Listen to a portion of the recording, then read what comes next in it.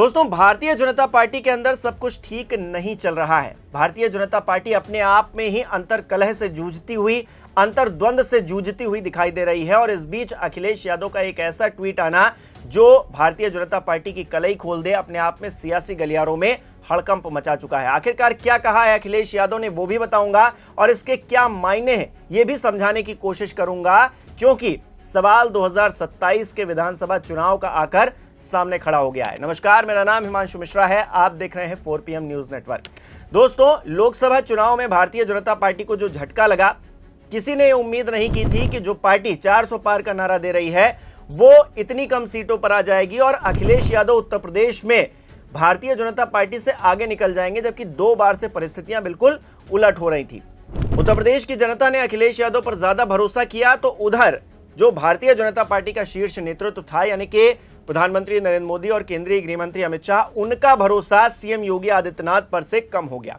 और एक तरह से हमने देखा, कई तस्वीरें भी वायरल हुई कि सीएम योगी आदित्यनाथ को प्रधानमंत्री नरेंद्र मोदी भाव देते हुए नहीं दिखे। उनके आगे से वो निकल गए, उनके पास से वो खड़े रहे, लेकिन उस तरह का रिस्पांस नहीं दिखा जिस तरह की पहले तस्वीरें आया करती थी। आपको एक तस्वीर याद होगी जिसमें सीएम योगी आदित्यनाथ के कंधे पर हाथ रखकर प्रधानमंत्री नरेंद्र मोदी चल रहे हैं और कुछ समझाते हुए आगे बढ़ते हैं। उसके बाद एक तस्वीर और आती है जिसमें दोनों नेता हाथ ऊपर करके एक विक्ट्री जैसा फील कराने की कोशिश करते हैं, लेकिन वो सब अब गायब हो गया है 2024 के लोकसभा इलेक्शन के बाद। अब धीरे धीरे सियासी माहौल 2027 के विधानसभा चुनाव की तरफ बढ़ रहा है और इस बीच अखिलेश यादव ने एक ऐसा ट्वीट किया है जो बता रहा है कि आखिरकार भारतीय जनता पार्टी के अंदर इस वक्त क्या चल रहा है। उनके ट्वीट को जल्दी से देख लेते हैं। तो अखिलेश यादव ने लिखा है, एक तो प्रधान बनाम मुख्य की प्रतिस्पर्धा है, दूसरी मुख्य बनाम उप की और तीसरी उप बनाम उप की। ये सब एक दूसरे से आगे निकलने की होड़ में भड़काऊ बयान दे रहे हैं। अब दोस्तों, अखिलेश यादव ने जो यहाँ पर प्रधान लिखा है ये शायद प्रधानमंत्री के लिए लिखा है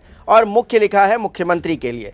दूसरी बात वो जो कर रहे हैं मुख्य बनाम उप की लड़ाई, तो वो मुख्यमंत्री योगी आदित्यनाथ और उप मुख्यमंत्री केशव प्रसाद मौर्य की शायद बात कर रहे हैं। इसके अलावा उप बनाम उप की वो बात कर रहे हैं। तो उत्तर प्रदेश में 2 डिप्टी सीएम है, हम सब जानते हैं। ब्रजेश पाठक भी डिप्टी सीएम है, स्वास्थ्य मंत्री भी हैं।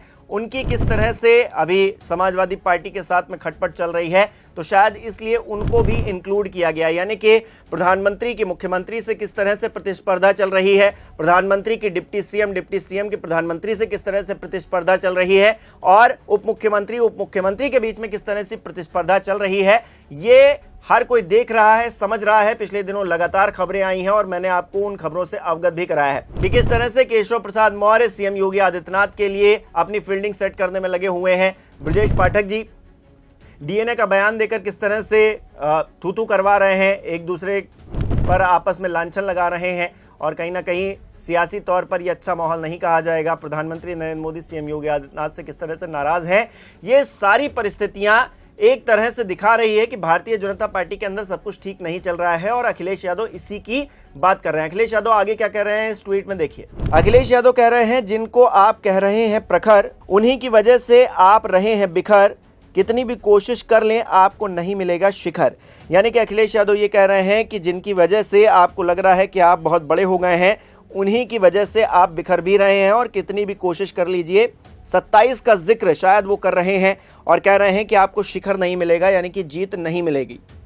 और नीचे सलाह के तौर पर भी अखिलेश यादव लिख रहे हैं कि करें कुछ अच्छा काम ना दें, खोखले से बयान खुद का और अपने समाज का कराएं सम्मान।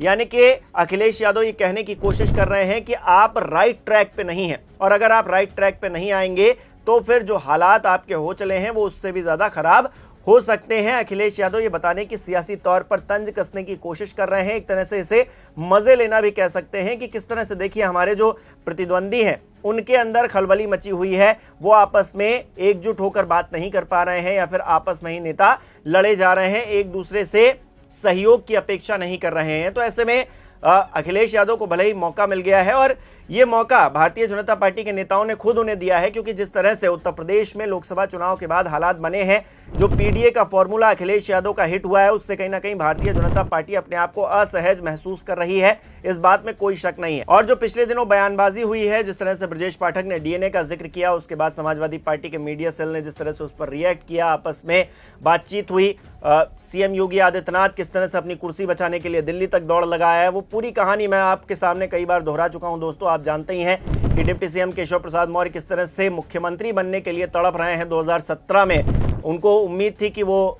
उस कुर्सी पर बैठेंगे, लेकिन वो उम्मीद उनकी चकनाचूर हो गई। 2 बार से तो हो ही रही है। अब उनको उम्मीद है कि 2027 में शायद उनको वो जगह मिल जाए। और सीएम योगी आदित्यनाथ भी कुछ ऐसे ही बयान देते हुए आए हैं पिछले कुछ दिनों से, जिससे लगता है कि वो खुद अपनी जगह को सुनिश्चित नहीं कर पा रहे हैं और कह रहे हैं कि हम गोरखपुर तक चले जाएंगे, दिल्ली जाने की हमें जरूरत नहीं पड़ेगी। यानी कि जो ओवरऑल परिस्थितियां बन रही हैं उत्तर प्रदेश के परिप्रेक्ष्य में देखें तो सब कुछ ठीक नहीं है, जैसा कि मैंने शुरुआत में कहा। और अखिलेश यादव का ये ट्वीट, जिसमें वो ये कह रहे हैं कि आपको जो लोग प्रखर के तौर पर दिख रहे हैं, वहीं आपको नीचे लेकर जा रहे हैं और शिखर तक आप नहीं पहुंच पाएंगे। अब देखते हैं उत्तर प्रदेश की जनता क्या डिसाइड करती है और कौन शिखर पर पहुंचता है, कौन नहीं पहुंचता है।